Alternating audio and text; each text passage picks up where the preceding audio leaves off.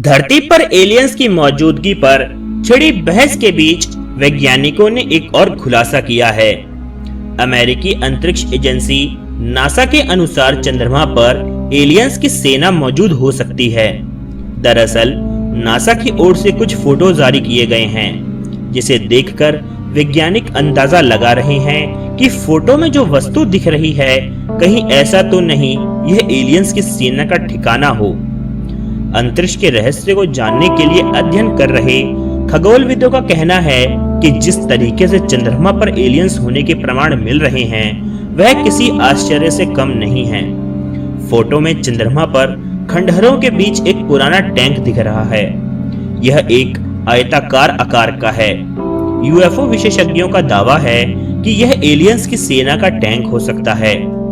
NASA की photo को देखकर हर कोई यह सोचने पर मजबूर हो रहा है कि क्या वास्तव में एलियंस हैं? अगर एलियंस की मौजूदगी अंतरिक्ष में है तो कहीं ऐसा तो नहीं कि एलियंस धरती पर आक्रमण करने का विचार कर रहे हो। एलियंस की मौजूदगी के अभी तक जो भी प्रमाण मिले हैं उससे लगता है कि धरती पर बसे इंसानों से उनकी टेक्नोलॉजी काफी बेहतर है।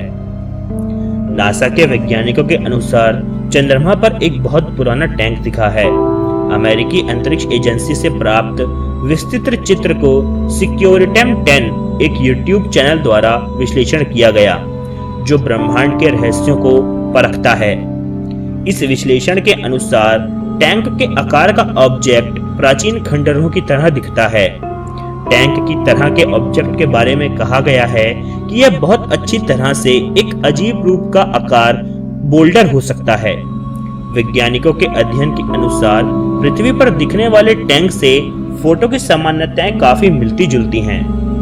फोटो का अध्ययन करने वाले वैज्ञानिकों के अनुसार इसकी तस्वीरें बिखरे हुए वस्तु के क्षेत्र में टैंक को दर्शाती हैं, जो धातु को देखने या सही कोडों के साथ मशीनरी की बिट्स की तरह हैं। यहाँ तक कि एक डिस्क आकार का ऑब्जेक्ट भी सतह से बाहर निकलता हुआ दिख रहा है। नासा से प्राप्त चंद्रमा के नए फोटो को देखने के बाद वैज्ञानिकों का निष्कर्ष है कि यह एलियन का टैंक हो सकता है, जो अंतरिक्ष में किसी खतरे से निपटने के लिए बनाया गया होगा। और यह भी हो सकता है कि यह टैंक कोई पुरानी सभ्यता जो कभी चांद पर बसती होगी उसका हो सकता है, जो आज पूरी तरह से लुप्त हो चुकी है। कुछ भी हो, इस ब्रह्मांड और इस दुनिया का रहस्य जानना शायद कभी भी इंसान के वश में नहीं होगा। और कुछ राज ऐसे हैं जो हमेशा के लिए राज ही रह जाएंगे। चंद्रमा धरती से 3,80,000 किलोमीटर दूर धरती का प्राकृतिक उपग्रह है, जो धरती की परिक्रमा लगभग 27 दिनों में पूरी करता है। माना जाता है कि चंद्रमा का निर्माण 450 करोड़ साल पहले धरती और किसी मंगल ग्रह के जितने बड़े चीज के टकराने से उत्पन्न हुई धूल और मिट्टी से हुआ। कहते हैं कि 1959 से 1972 के बीच 12 लोगों ने चांद पर कदम रखा, लेकिन विख्यात कॉन्स्पिरेसी थ्योरीज के अनुसार माना जाता है कि अमेरिका ने चंद्रमा पर कोई भी मिशन नहीं किया और सारी वीडियोस किसी फिल्म स्टूडियो में शूट की गई थीं। लेकिन कुछ शोधकर्ता और विचारक एक कदम और आगे बढ़ते हुए ये कहते हैं कि ना सिर्फ मून लैंडिंग नकली थी बल्कि चंद्रमा ही नकली है, और बहस करते हैं कि यह एक होलोग्राम है जो षड्यंत्रकारी सरकारी विभाग के द्वारा संचालित किया जाता है। पर क्या इसमें कोई सच्चाई हो सकती है? क्या ऐसा संभव है कि जिस चंद्रमा को हम जानते हैं वो अस्तित्व में ही ना हो? यह सब शुरू होता है साल 2013 में, जब एक यूट्यूब चैनल क्रो 777 ने एक वीडियोस डालने की सीरीज शुरू करी, जिसमें उसने यह दावा किया कि जो चंद्रमा हम देखते हैं वह वैसा है नहीं।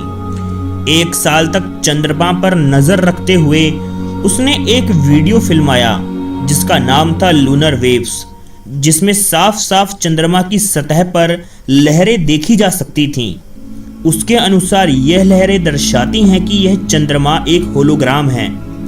उसने कहा कि यह ऊर्जा के मुड़ने से पैदा होने वाली लहरें हैं जो सभी इलेक्ट्रिकल सिस्टम में उत्पन्न होती हैं। उसने आगे बताया कि उससे 3 लोग मिलने आए थे जिनके पास भी ऐसे ही खुफिया दस्तावेज थे और उन्होंने उसके शक को सत्य बताया कि वह अकेला नहीं है जिसको चंद्रमा के नकली होने पर यकीन है।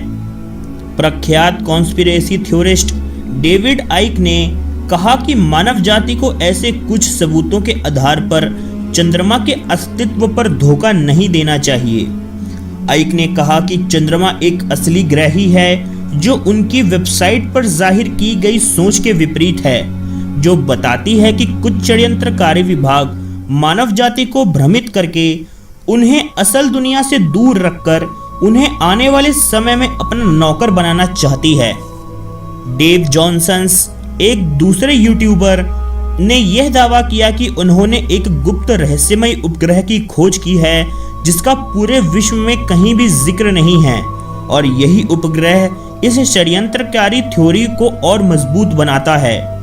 उनका मानना है कि इसी उपग्रह से चांद की आकृति बनाई जाती है, लेकिन इस बात पर एक समस्या उत्पन्न होती है कि 1940 से पहले तो होलोग्राम का आविष्कार हुआ ही नहीं था, तब चंद्रमा कैसे दिखता था। लेकिन विचारक दावा करते हैं कि 20वीं शताब्दी से पहले चंद्रमा अस्तित्व में ही नहीं था और षड्यंत्रकारियों ने दस्तावेजों के द्वारा हमें यह मानने पर मजबूर किया कि चंद्रमा करोड़ों वर्ष पुराना है। एक और थ्योरी के अनुसार चंद्रमा पहले सच में अस्तित्व में था, पर अब उसे या तो छिपा दिया गया है या बदल दिया गया है इस होलोग्राफिक तस्वीर से। आइक ने इस दावे को झूठा साबित करने के लिए काफी सारी दलीलें दी हैं।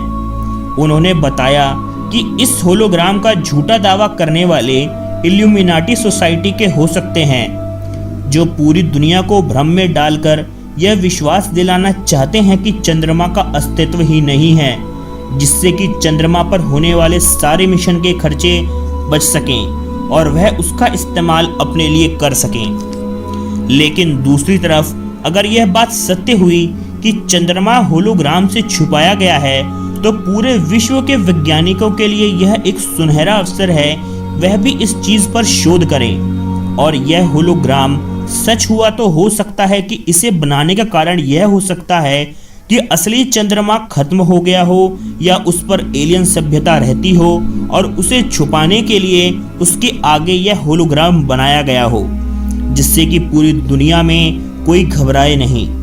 लेकिन काफी चीजें अभी भी रहस्य हैं कि यदि चंद्रमा खत्म हो गया है तो धरती पर समुद्र में चंद्रमा के प्रभाव से उठने वाली टाइडल लहरें कैसे अभी भी उठती हैं।